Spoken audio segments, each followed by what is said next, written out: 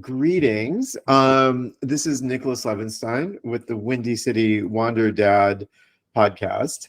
However, in the past, I feel as though my main area of expertise, crypto derivatives, has gotten a little bit boring. We're going to still do that. And Philippe did a really interesting interview with me yesterday that I'm going to broadcast later about that. But we want to do some more broad societal topics on philosophy and government and also technology. And so we have two topics today that we're going to discuss. But before that, let's do a little bit of housekeeping. We have different political views. Stefan has definitely accused me of Bolshevism before. So, although I think that's inappropriate, more a fan of the Austrians. But it was Bolshevism. Yeah, Bolshevism. I think so. Use that word. There was an ad hominem attack. It definitely been like, was accused of going to an effete Ivy League school with liberal views, guilty as charged. But okay, so I mean, do I get to go all American with Mount Rushmore, or do you want my Trotskyite background today? Democracy at work. We'll take the vote. Let's do the Mount Rushmore. You want Mount Rushmore? How about you, Philippe? Mount Rushmore is good with your face. Okay. I don't know how those people could be so foolish not to put me up on Mount Rushmore, but now that we've resolved that issue, democracy at work, that's part of the things we're covering. Let's go to our main two debate topics today. First of all, was Twitter correct to ban Trump? And I have various sub-questions about that. And also, are electric vehicles good for society? And I have the feeling that you two are going to talk me to death on that one. I have a few things to say, but you have more. So anyway, which topic are we doing first? Twitter, Trump ban, or electric vehicles in general? Let's say Twitter. All right, that's going to be a spirited one. Okay, so along those questions, how do you balance, I'll leave this to you guys first. How do you balance free speech versus platform responsibility? What is the balance between free speech and the responsibilities of a social media platform like Twitter and Facebook, which both ban Trump? Stefan or Philippe, jump in. How about Stefan? This one's close to your heart. Well, I mean, when it comes to the boundaries, I mean, the Supreme Court in the United States has set those boundaries. And so free speech or the First Amendment is not absolute. You can't, the famous example that's always given in grade school is that you can't scream fire in a movie theater. And I think inciting violence or instigating people to incite violence would probably be would not be included in the First Amendment. So, but besides that, as far as free speech, would include lying. It would include the belief that the Earth is flat, that NASA never landed on the moon, completely ridiculous ideas, and also to assert that the 2020 election was stolen, for example. Now, you may disagree on the factuality of that.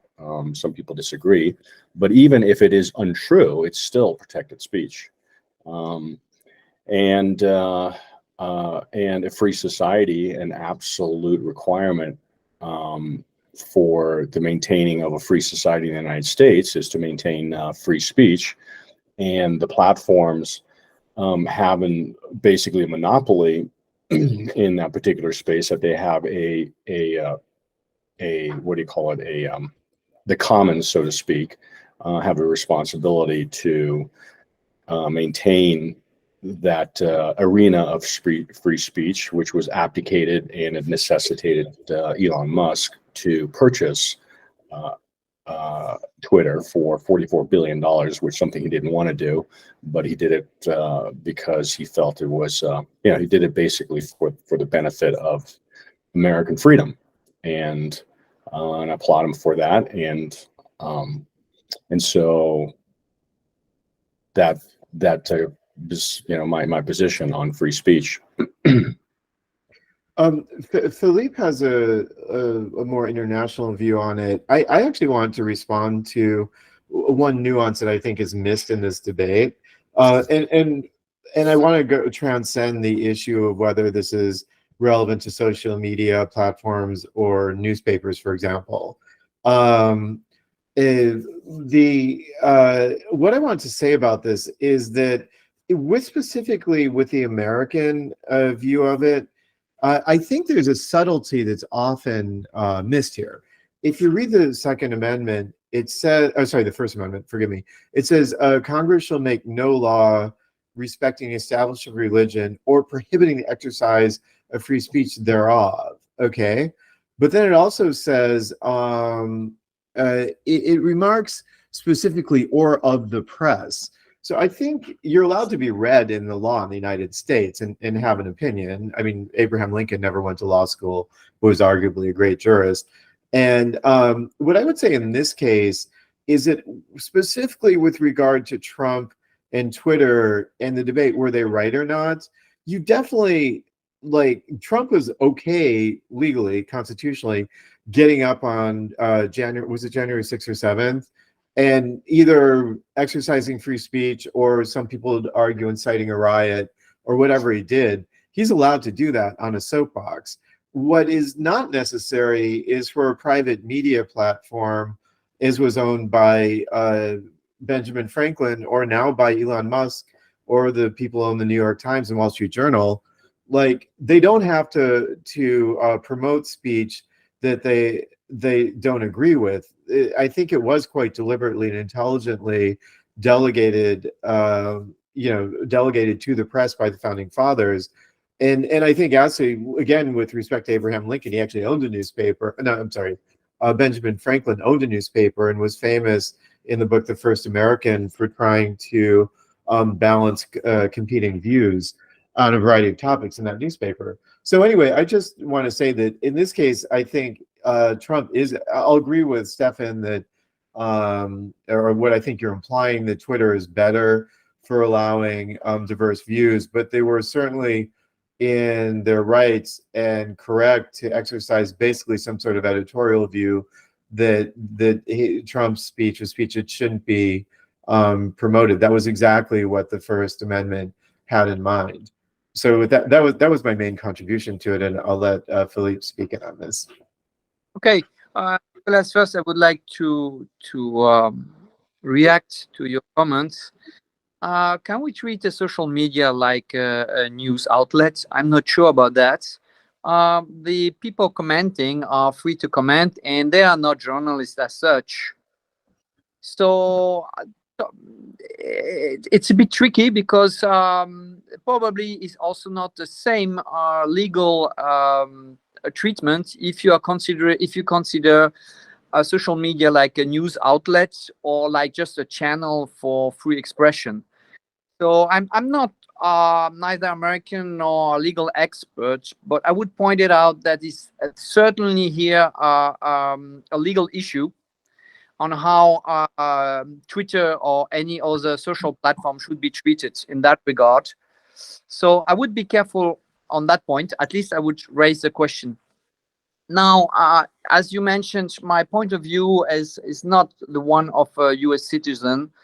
So my first comment was first to notice that the Trump censorship happened within the context of a national election, which is a very sensitive political issue, and it's not any context. And I wonder if a private organization has the right to interfere with our democratic process, whatever the content of Trump's speech was. It could have been Biden. I would have the same point of view. I know, like, for example, in France, there is a policy which means before a certain numbers of days before an election, the medias are no longer free, for example, to spread a certain type of data, like making measurement of political votes, things like that. So there is an issue here about how far and how can you interfere in the democratic process. Again, I'm not expert on the topic, Stefan, I'm sorry, Philippe, if I may ask a question. I think in the laws of both country, it is definitely illegal for a media outlet to interfere or have a specific view that they promulgate on a process. Again, that would be freedom of the press in the United States, and typically Democratic newspapers like the New York Times are typically Republican ones like the Wall Street Journal. Sorry, can I say one other thing? In France and Germany and Austria, specifically post World War II, there's sort of Vichy reactive or Nazi reactive laws that view, well, I think in a positive way, anti-Semitism, and there's sort of local or country legislation, but it definitely interferes with politics, because, for instance, you couldn't promote an anti-Semitic. Well, I guess you couldn't repeat certain things or promote certain things that an anti-Semitic or Nazi candidate or Vichy candidate were to say. So that's I think that is inherent in both countries' laws and constitution, for that matter. Okay. Now, further on the context, I find interesting to notice that this interference in the political field by a private organization happened in the context of COVID, which was already, how should I say, already a context which was infringing strongly on individual liberties. And in my opinion, it was overreacting. And now to my last point, when you look on the consequences of this decision of censoring a U.S. president elected, I'm not debating if it was right or wrong. Everyone has his opinion. I'm just pointing out that it came out in foreign countries as a shocking decision, and a decision that was hotly debated as is it right or wrong, which is what we are doing right now. I would point, or maybe I can do that later, on the consequences on this decision that was made on the Trump case, because as I found out while searching, there was a big issue in Nigeria, there was another big issue in France or in Australia, following that application of that policy of censoring the US president. But maybe I can talk later about that.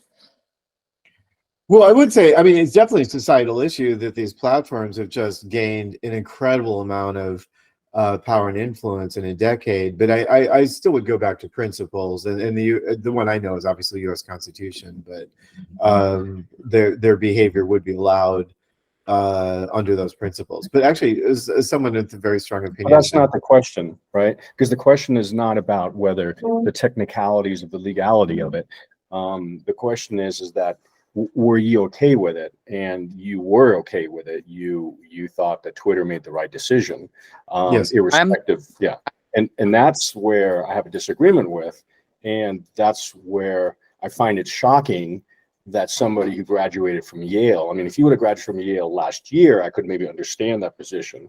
But your vintage, that you would have that position where you don't, that absence of a sense of freedom of speech, or the absence of the sense of importance of the freedom of speech, would be harbored by somebody like you with your education and your intelligence.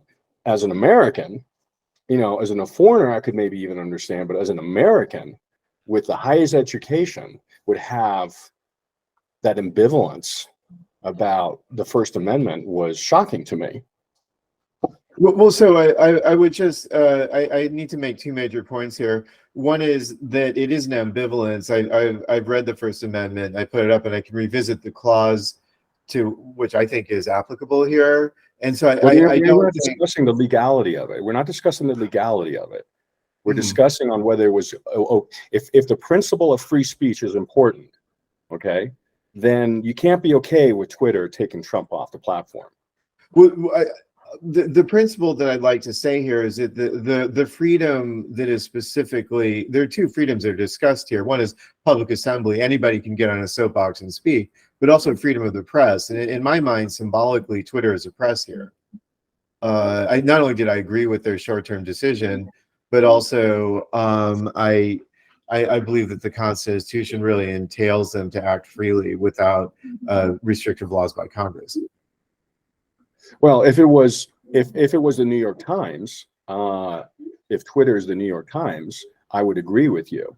But the nature of Twitter is completely different than the New York Times. New York Times has their own staff of writers. They have their own staff of editors. The owners of that corporation decide what the message is, what the narratives are, what the political viewpoints that they want to further, because that's their right. Okay, they can be left, right, center, whatever they want to do, and you can't force a press organ to be balanced or anything like that. I mean, that's more of a ethical press standard than it is law. But social media is something completely different. This is where people collectively come to a common space and discuss topics and voice their opinions. Again, very important to a free society. And now what you have is you have a small group of unelected people that are basically saying, okay, we're gonna attenuate this viewpoint, we're gonna amplify this other viewpoint. And they even went to the point of actually banning the president of the United States. They banned a lot of other they shadow banned a lot of conservative voices, but they also completely banned conservative voices, where they kicked them off the platform. And so what only thing that then was allowed to be, trend on Twitter with respect to the 2020 election being stolen, well, that wasn't allowed to trend. And so it gives some people the impression, oh, there was nothing wrong with the 2020 election. And I actually on this point, I'm not saying there was something wrong with the 2020 election. I'm just saying you might have a different viewpoint if it allowed a more even-handed distribution of the information that was allowed to be presented. So could you agree that this interpretation of if you do throw social media into the press category, that the adaptability of American society and constitutional law sort of saw in the end the desirable outcome for you, which is Twitter did change ownership and became more open, and theoretically is more viable as a free speech platform now, without having the government intervene or say anything about people being banned? Well, I mean, it took a miracle to do it. I mean, for somebody to spend $44 billion on a non-business decision just for the principle of free speech, I mean, it's almost miraculous that happened. We were lucky that happened. I think is defined by this debate and your background picture here. We could say what a positive role Elon Musk has been in a variety of matters, but that was certainly one of them. And actually, I'll say that while the previous Twitter board was correct in their decision in terms of my principles, Elon Musk is running a better platform, and I finally signed up for a paid membership, even though I don't use it much. Not according to you. Not according to you. Interfere, Nicholas. Wait, but hold on. We didn't. I got to interrupt. It's my podcast. So second thing, we don't encourage ad hominem attacks, like making fun of my admittedly effete, obnoxious left-wing or limousine liberal Ivy League education. But you guys can vote to make me put up the Bolshevik background if you'd like. Is that it? We will let democracy reign. No, but I mean, the question I have for you, Nick. Yeah, I just have a question. Yes. Nick. So, you one hand, you're saying, Musk made the right decision, but you were okay with Twitter removing Trump. So yeah, at the time, yeah. At the time. It lasted do you too now long, regret that position? Would you? No. No, I mean, I have a different view than you do on the election interference, but I mean, a private enterprise that I view as a media enterprise with their own money, not wanting to. No, I understand. That's not that. Okay, you're always going back to the legal point of it. The point is that what Twitter should have done, not what they're allowed to do, what they should have done, and you basically. If you were to have been on the board of Twitter, you would have agreed with that decision. Yes, I would have. Yeah, I and mean, I then could go how into is that it. possible? How is that possible? Well, because at the time, as a private citizen, I No, viewed even it now, as, even today. well, no, now is a different day. I mean, Why like is that different? well, because there's no immediate societally destructive effect of Donald Trump having a media platform, including Twitter. And to that point, he hasn't even decided to come back to Twitter, even though Elon Musk said it was okay. Like, he's got his Truth Social platform. He's not even on Twitter at this point. So Yeah. I would say at the time, and it could go in the reason at the time I agreed with their decision. I'm happy to discuss that issue, but it depends how far afield we want to go on the discussion. Although it may be in there somewhere in our questions. So happy to answer or not. Nicolas, I would like to just point out it's not only Twitter that bans Trump, which I say Correct. was US president at that time. It was also Facebook, YouTube, Instagram, Pinterest, and probably a few more. So it was like the US president being banned from all public social media. I personally found it Google, very. it was even, I'll support Stefan a little bit, saying it was even more nefarious than that. He was clearly banned on Google because, like, I had this friend, an Irish guy who was working on my hedge fund with me, who said, look at this interesting interview between Candace Owens and Donald Trump. And I'm like, you couldn't find it on searching on Google. That was amazing. You know what I mean? And so there was clearly a shadow ban on him there. And, or I don't know what you would call a search ban on him there. And this is getting into way after the election cycle. And I think that is like bad for society, bad for Google, just bad, period. Because that's hiding the truth about characters that people want to know about. So, sorry. So are Nicolas, we in for all me, agreement then? I mean, yeah. I it was like a total outbalanced decision and a totally unfair decision, whatever the content. They could have said, we disagree with this point of view, give some facts. But for me, I see that as private company interfering in the political field. They are no longer a channel for free expression of citizens, but they are an active political player having their own agenda. And that's, for me, is very questionable when you see the power and the influence of Twitter or Facebook.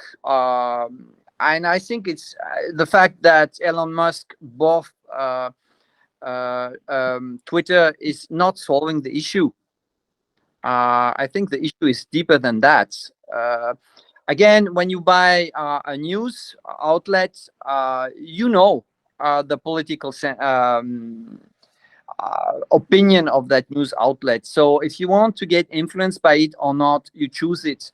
When you go on Facebook and or Twitter or anything else, as you mentioned with Google research engine, it becomes a much deeper and wider issue. And again, I don't care if you are for Trump or for Biden.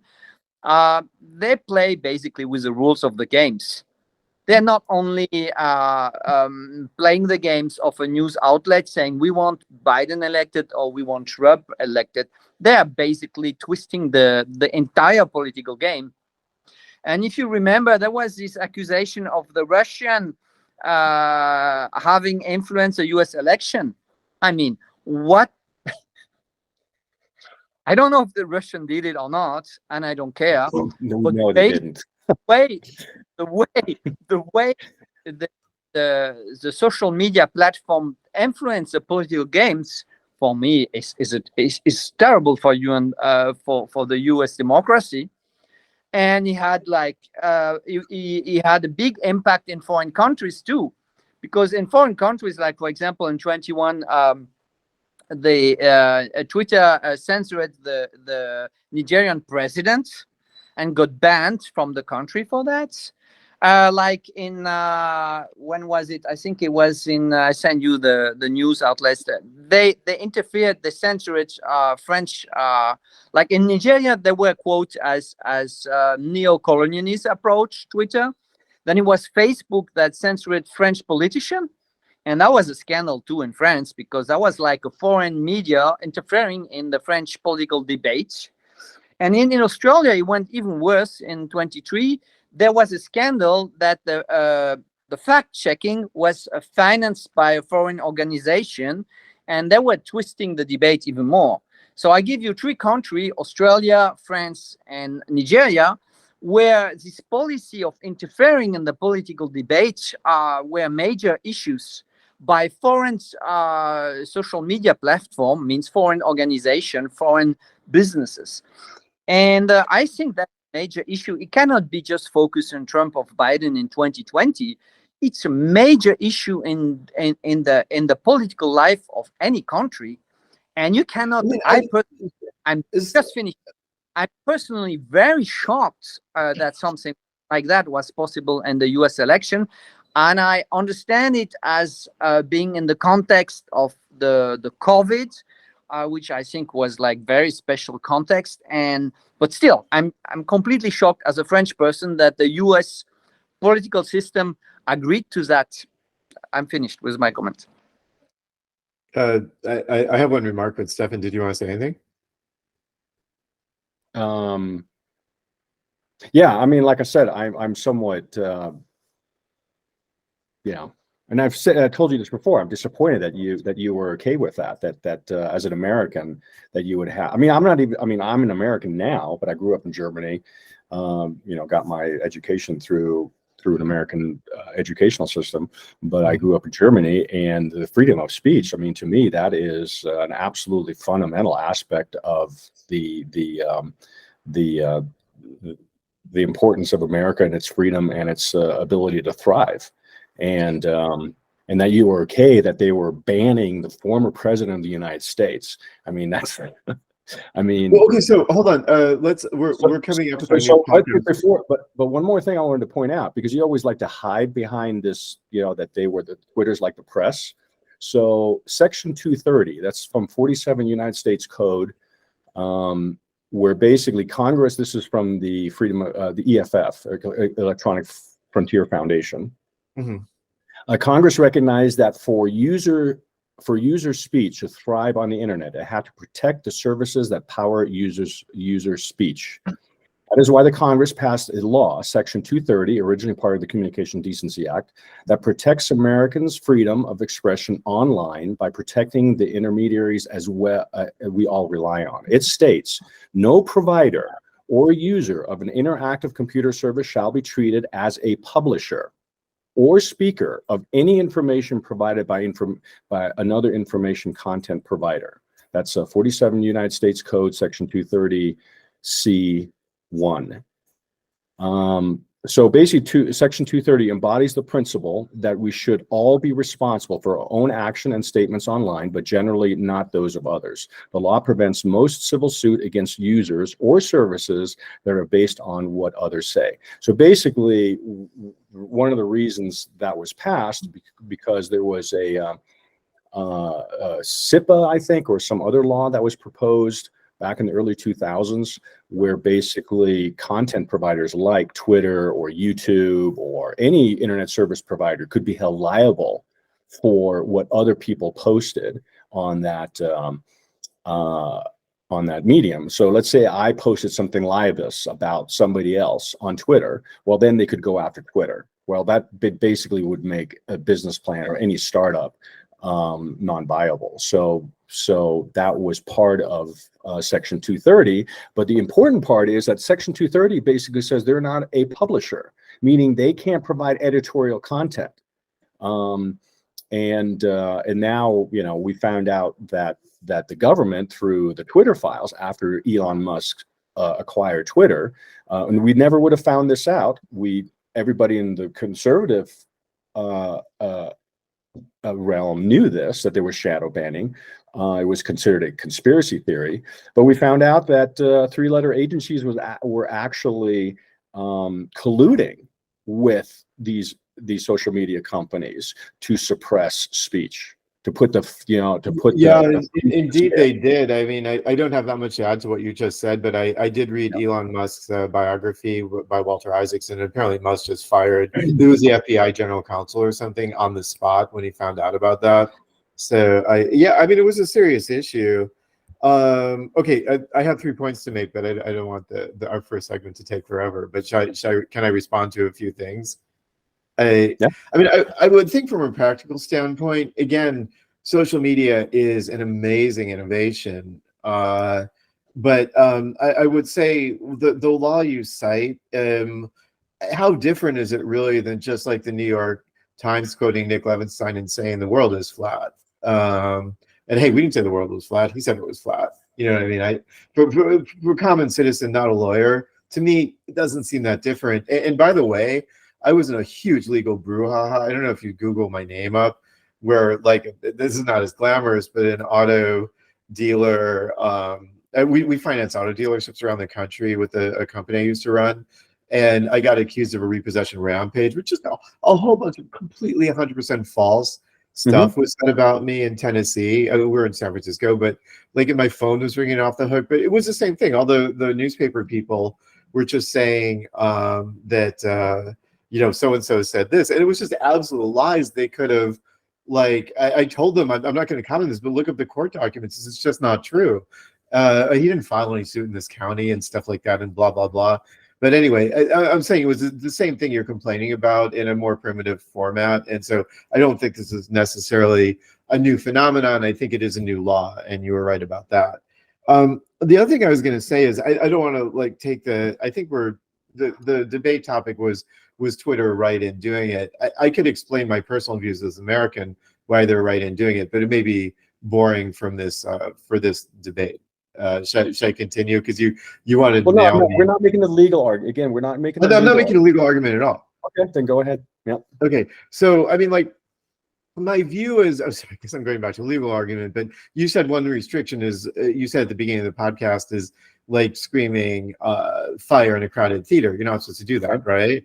I mean, my view as a private citizen is that we live in a remarkably stable country. I guess Philippe's not American. You and I are both, I guess, half American, but we're pretty lucky to have a foot in the United States because we don't have a king. We don't have an unstable dictatorship. We have, a progression of elections where someone can leave. Now, in my mind, our government, our constitution, from a personal standpoint, not a legal argument standpoint, allows things to go wrong and there's still to be a transfer of power. When I first read about the Electoral College, I thought either like the founding fathers thought like dumb illiterate farmers shouldn't be allowed to really have a decision. There had to be an override mechanism, but then or maybe you have to collect ballots from different states and take them to Washington, D.C. But what I really think in the end is now it's just fault tolerant. I mean, you have a November election and a November proxy elections in the states, and then the actual election with the Electoral College that makes the president. And things clearly have gone wrong with, to me, heroic presidents like John F. Kennedy, who was accused to have cheated. I haven't never really researched that, but there's definitely been election fraud before.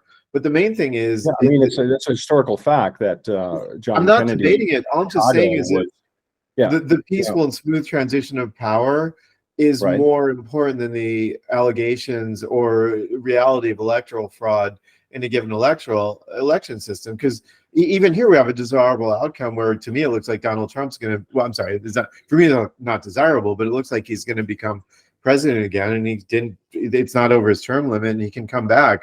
So I'd much rather have that than a dispute over the validity of the election. And in my view, as an American, at that point, once the Electoral College casts its vote, it's done. Don't say a word about it. And as a private citizen, I was happy that a somewhat influential media outlet, Twitter, was not anybody was not promulgating views that there shouldn't be a transition of power from Donald Trump to Joseph Biden. Whether someone cheated or not becomes irrelevant on January when the Electoral College votes. It's a constitutional process that is meant to avoid chaos. Right, and freedom of speech is not going to get in the way of that. It can. I mean, democracies can fall. Well, I mean, if you're saying that, If you Well, say no, I'm sorry, never, you have freedom of speech. let me draw a distinction, not freedom of speech, but a powerful media platform promulgating views which I think were antithetical to a transition of power, a peaceful transition of power. So that's why, as an American, I think like it's not good that he was banned long into the. So there was, remember, there was this a group of actors that were basically advocating in 2016 that the electors should, even though they were chosen, to vote not for Trump. Do you remember that? A group of actors banded together with message to convince Republican members of the Electoral College to cast a vote for someone other than Donald Trump. This was December 15th, 2016. I'm sure people are horrified, and there is guilt on both sides. The Democrats in 2016. I'm saying is that was a asinine thing to do. I wouldn't ban, Sean.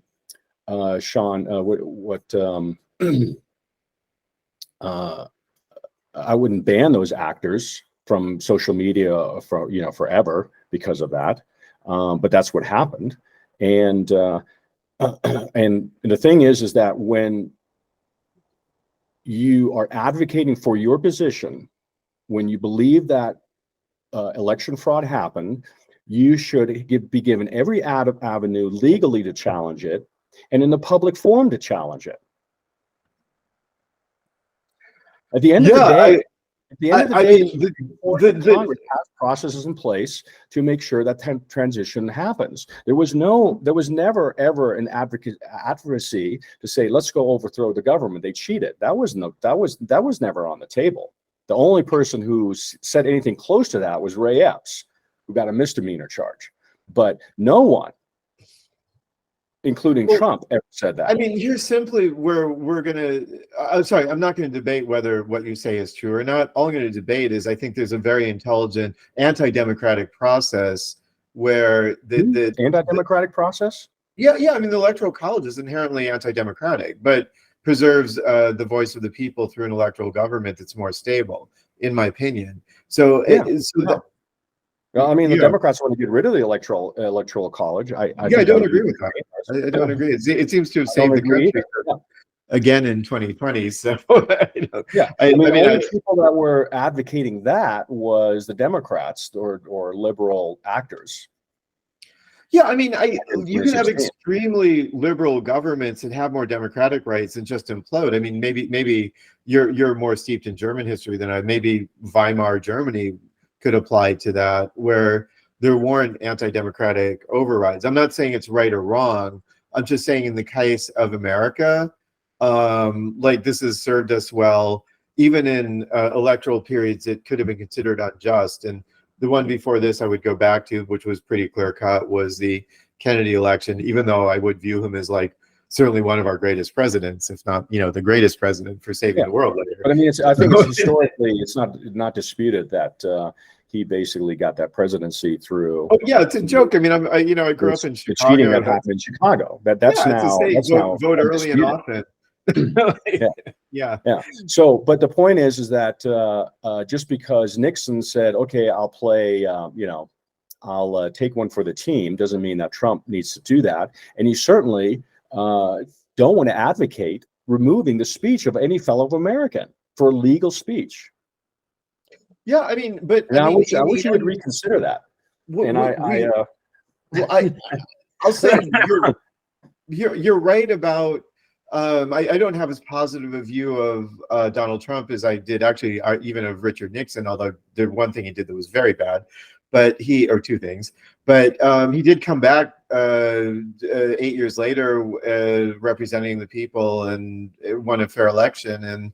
And Donald Trump may what looks very likely to come back this year and win again. So I think that's a more desirable outcome than the chaos. President. He could be worse than Carter.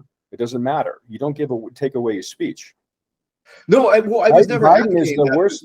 To me, Biden is the worst president in my lifetime, and there's no way in hell I want to take away his right to speech. I don't want to take it away from Kamala Harris. I don't want to take it away from anybody unless they're advocating violence. The debate is not whether they should be able to speak. The debate is whether a private corporation, which is the press, and I think really the social media fits It's not into the this. press. I just read that. I just read that to you. I understand, but like symbolically in the hoi polloi's head, it's not that different. Nicolas, no, it's not. I'm sorry. A social media platform is not the press. You cannot. It's definitely something. You've got to new admit, and- it's a lot like the press, particularly in the No, earlier version. No, it's not unlike the press. How is it like the press? How Well, is because it? Press is the a centralized news organization that has editors and owners and staff writers. The Twitter's the complete opposite. All you have is engineers running the servers and people talking on the platform. Well, I'm That's not basically disagreeing Twitter. with you now, but I am disagreeing with you during the 2020 election, where they had all sorts of people meant to censor and basically editorialize by omission the views that were promulgated on Twitter. And that was within their rights. I think it's a better platform now. I'm just saying in a specific sense. We're not arguing whether it's their legal right. I would argue their legal right as with Section 230 is questionable. But I'll cede that point. The point is that you were cheering it on, and you still just repeated that you were okay with that decision. I was. Not talking about, now, don't hide behind the legality of it. We were talking about on principle that if you were on the board of Twitter, you would have agreed with it. I would have. Because you thought that Trump was dangerous, right? What he was saying was not good for America in that specific So if period somebody of says time. something that's not good to America, then shut him up. Is that American? No, don't give him a megaphone. There's a difference. Well, because someone else can give that's them a what you're megaphone doing. if they want to. That's a All I'm corporate saying is decision. that, so basically you're saying is that only Americans that you think are not dangerous are allowed to speak on Twitter, on platforms like Twitter.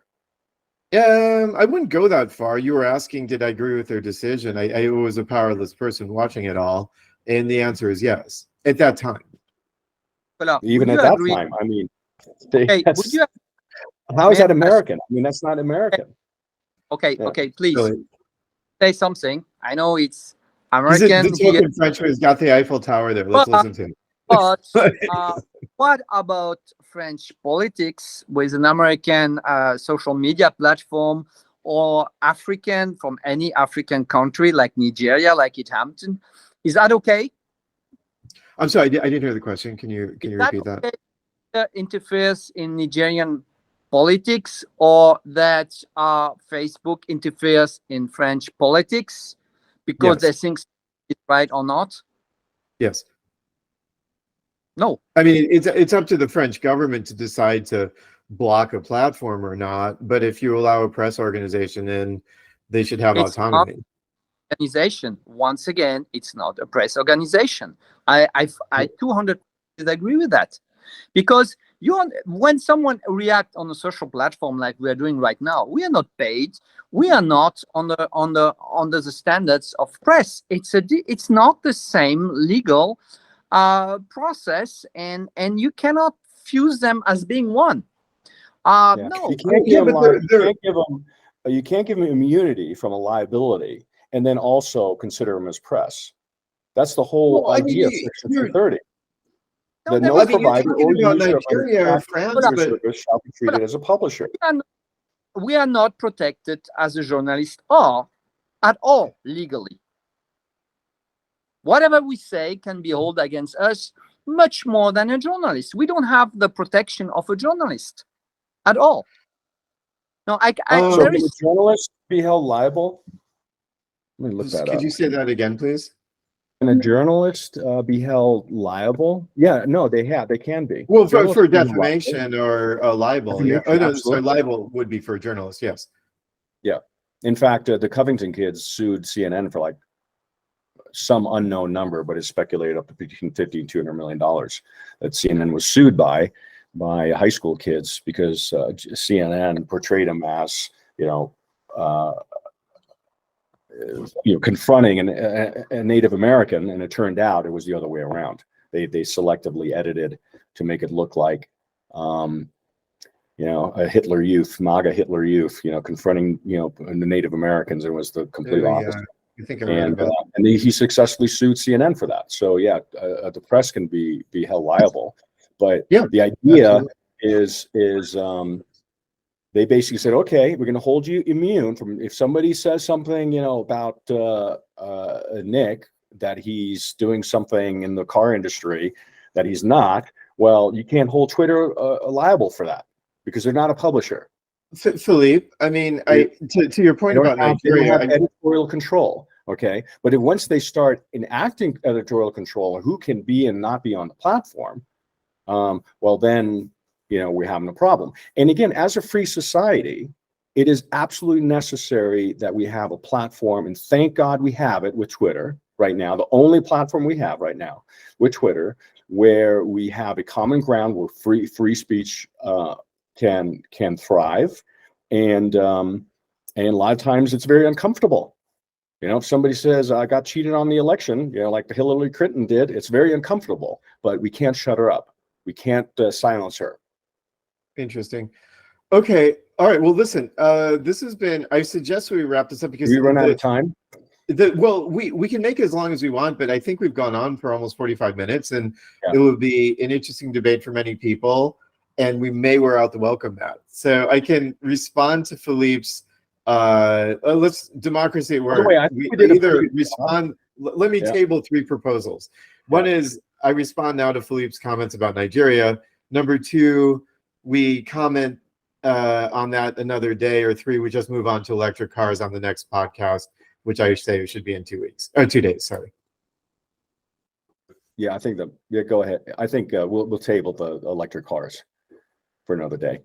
Okay, so electric cars on Thursday. Though, I thought this debate or discussion, because one thing is not good when people talk over each other. I think we did a pretty good job not talking over each other in this.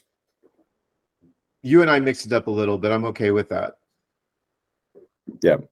Okay, I'm going to delegate some power to Stefan here. You choose whether to get Mount Rushmore or Trotsky, Stalin, and Lenin. Mount Rushmore. Okay, but you can always.